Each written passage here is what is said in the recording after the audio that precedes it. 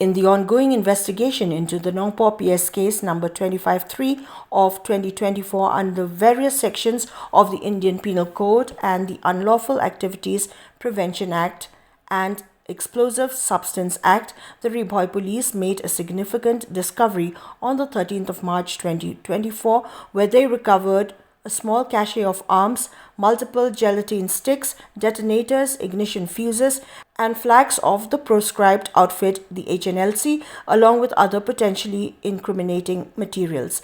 The seizure occurred as a result of information provided by the accused during a house search. It is worth noting that this same sleeper cell has previously displayed HNLC flags, reportedly at the direction of fugitives from Bangladesh associated with the banned outfit.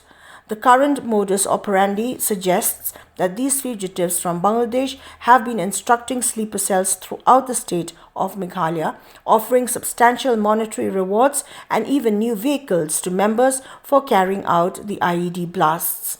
As of now, investigations into the incident are ongoing.